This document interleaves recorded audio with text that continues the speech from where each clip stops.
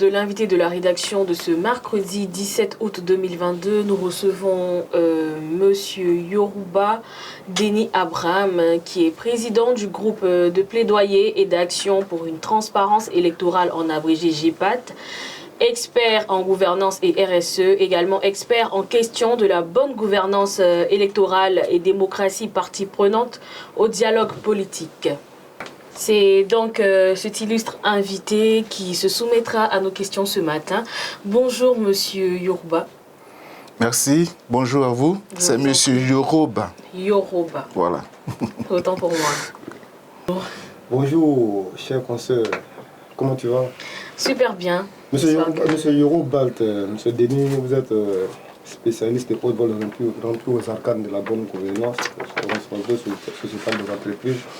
Merci d'avoir accepté d'être l'invité de la rédaction de ce jour. Ah, c'est moi qui vous remercie. C'est moi qui vous remercie. Alors donc on va partir avec les questions. Je vais permettre à Miss Anexia, n'est-ce pas, de poser la première série de questions. C'est de savoir ce qu'est réellement le plaidoyer, le groupe de plaidoyer et d'action pour une transparence électorale. Ok, merci. Avant de répondre à votre question, permettez-moi de saluer tous nos auditeurs et nos téléspectateurs aussi, disons tous les internautes de Akonda News. Je veux dire que je suis très heureux d'être là et d'échanger avec vous sur les questions qui concernent notre nation, les questions des droits de l'homme, les questions de bonne gouvernance électorale, parce que ce sont des questions qui ont pris le pas et qui sont très importantes pour la survie de la nation. Avant de continuer, donc, je reviens à votre question. C'est quoi le GPAT, le GPATE? Le GPAT est une organisation de la société civile, c'est-à-dire le groupe de plaidoyer et d'action pour une transparence électorale. C'est un groupe qui a été créé, disons, au lendemain de la sortie de l'arrêt de la Cour africaine des droits de l'homme et des peuples, ordonnant à l'État de Côte d'Ivoire de réformer la commission électorale indépendante. Ce que je voudrais souligner, c'est que dans un passé assez récent, j'ai été le président de Action pour la protection des droits de l'homme, APDH, et en cette qualité, j'avais adressé une requête à la Cour africaine des droits de l'homme afin que l'État de Côte d'Ivoire puisse mettre sa commission électorale à la dimension ou aux normes internationales. Okay. Voilà. Donc, lorsque cette requête a été bien reçue à la Cour africaine des droits de l'homme, il y a eu les jugements et une ordonnance a été prise à la Cour, c'est-à-dire que la Cour a statué et a délibéré, et à l'issue de cette délibération, la Cour a fait droit à la requête de Action pour la protection des droits de l'homme, APDH.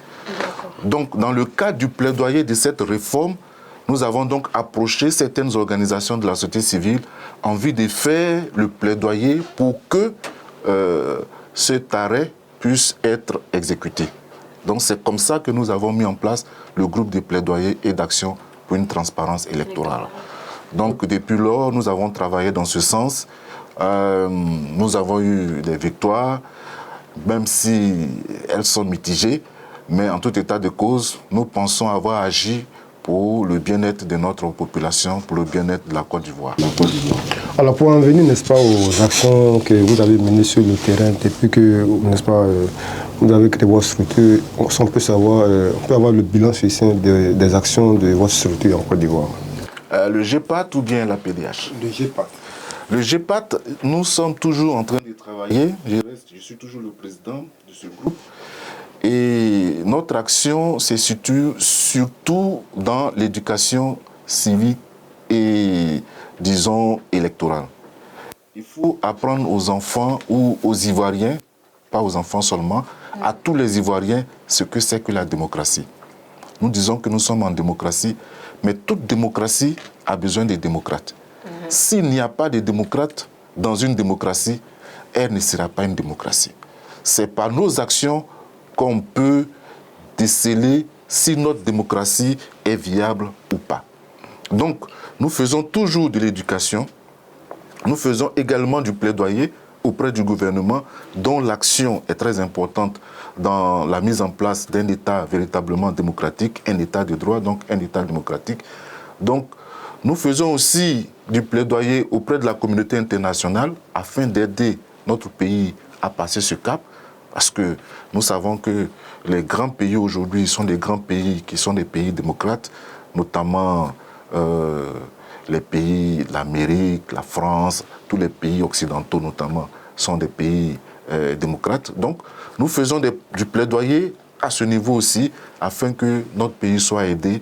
Et nous travaillons avec la communauté internationale, à travers les organisations internationales, pour que, effectivement, un appui aussi bien financier qu'humain puisse être donné à notre pays pour aboutir véritablement à la démocratie. Alors nous sommes, n'est-ce pas, en ce moment en train de polariser notre regard sur la problématique de la démocratie. Alors, en tant que spécialiste, n'est-ce pas, des questions relevantes de la démocratie, quelles sont les caractéristiques de la société démocratique, d'une société démocratique?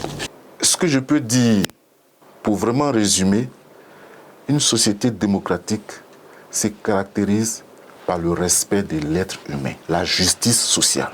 Le respect de l'être humain et la justice sociale parce que ce qu'on peut appeler la majorité n'a pas le devoir de brimer la minorité. Même si une opinion majoritaire se dégage, il faut que cette opinion majoritaire tienne compte de la minorité. Il faut que l'individu se sente valorisé dans d'une société démocratique. Que l'individu se sente valorisé dans une société démocratique. À y voir de près, de façon générale en Afrique, nous assistons à des tueries dues très souvent aux dérives politiciennes et au dérapage ethnocentrique au nom de la démocratie. Pour vous, le continent africain est évidemment prêt, n'est-ce pas, bien mature pour accueillir la démocratie.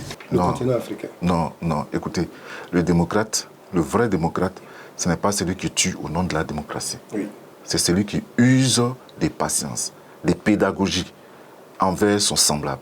On a vu le cas de la Libye, et réclamant, n'est-ce pas, la condition d'une société démocratique, il y a eu des tueries et tout ça. Donc pour l'Africain lambda, alors qu'est-ce que vous avez à faire qu'est-ce que vous avez à dire pour faire la démarcation entre celui qui tue pour la démocratie et celui qui se bat pour la démocratie? Non, je vais être très clair.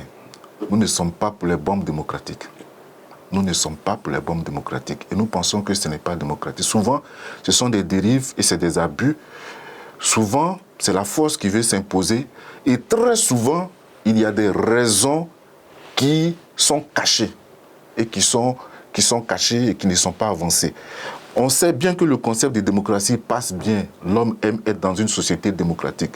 Donc, avancer ces concepts auprès de ces populations, auprès de ces citoyens, nous donne une bonne conscience d'agir et de faire du mal. Mais en réalité, ce n'est pas pour ça, ce n'est pas vraiment pour des raisons démocratiques. Ces impédiments que nous constatons au niveau de l'application de la démocratie, alors est-ce qu'il ne faille pas, mais n'est pas nécessaire, n'est-ce pas, d'éduquer les Africains à la culture démocratique?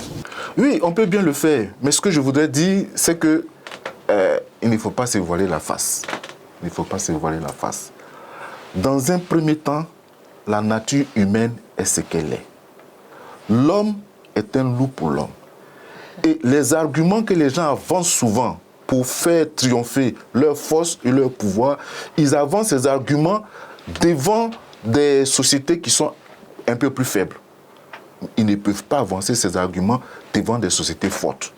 Ce n'est pas possible. D'où l'éducation à la culture démocratique. Donc, en réalité, l'éducation à la culture démocratique, c'est elle qui peut aider les citoyens à pouvoir se prendre en charge et à pouvoir respecter le prochain, respecter l'autre. Quelles peuvent en être les modalités, l'application de cette culture démocratique? Alors vous, selon vous, quelles peuvent en être les modalités? Comment on va l'appliquer sur le terrain?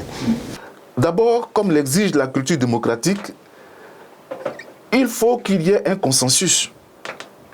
Il faut aller vers les populations.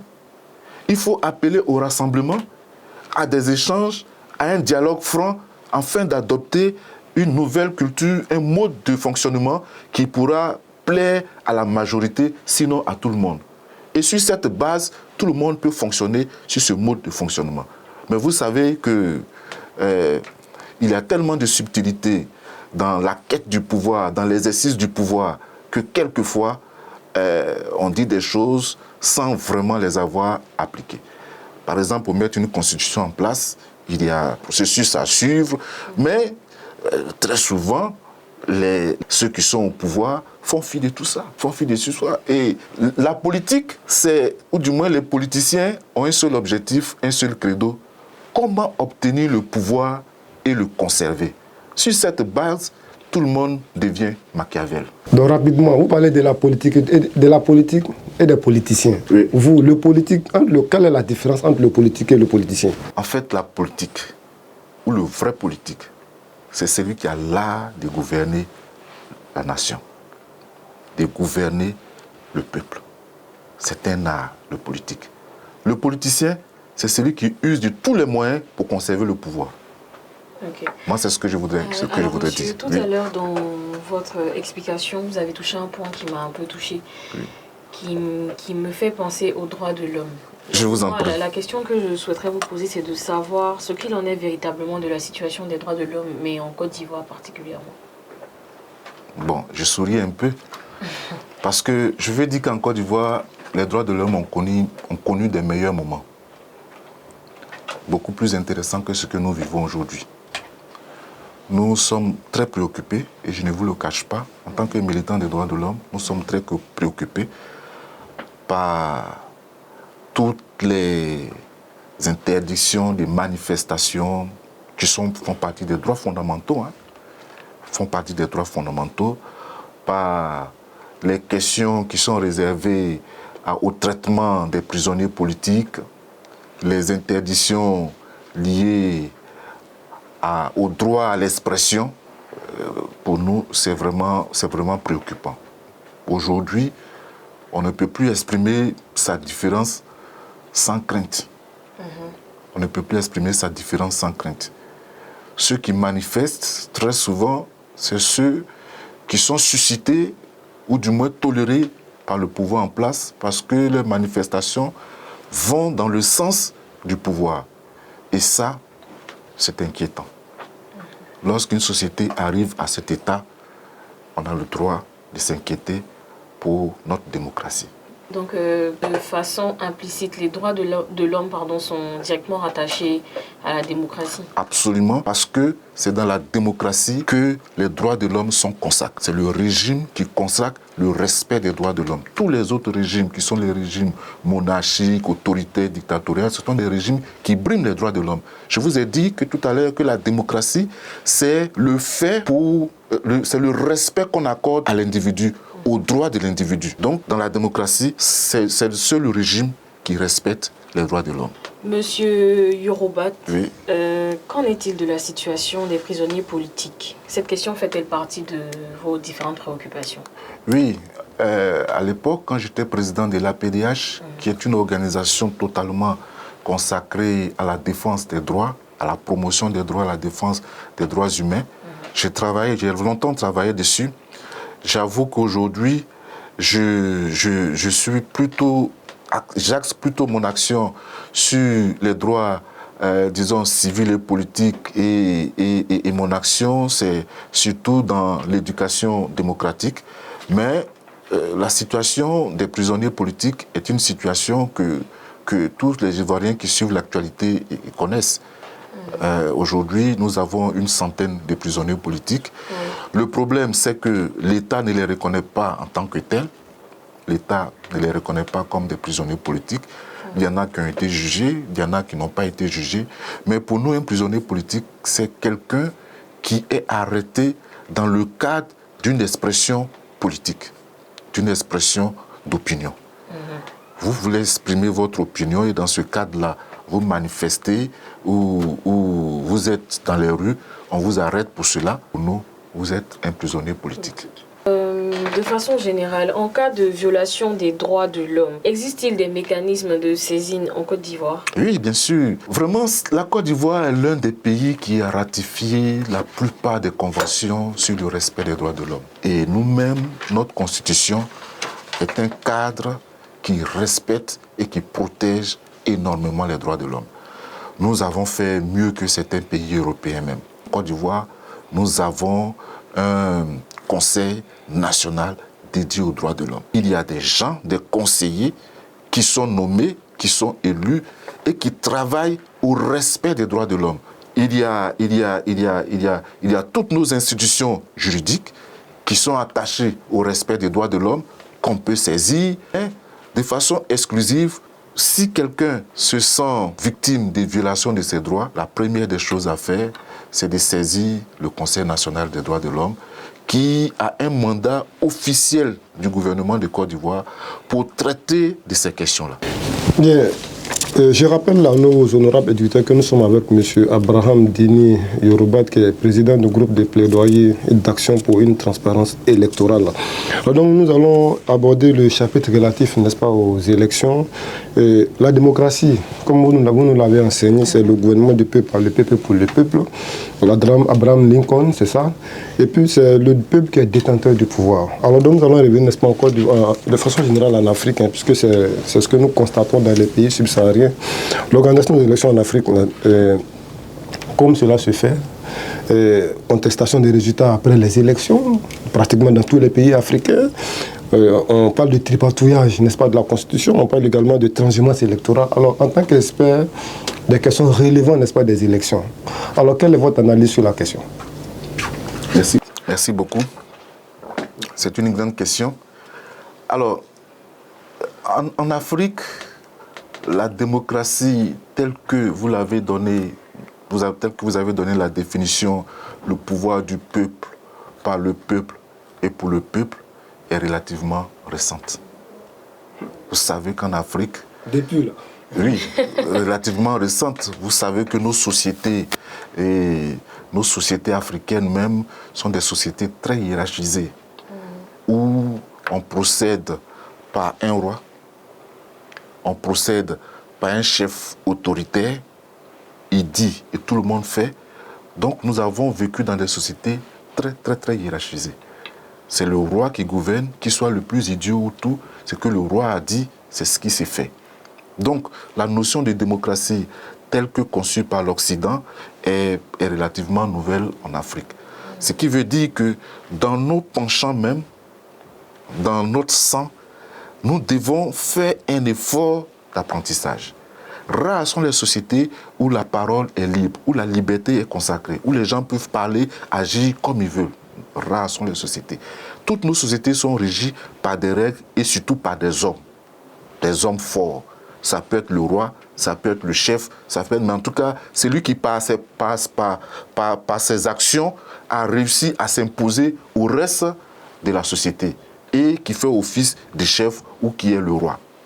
Donc, sur cette base, nous ne sommes pas habitués à cela.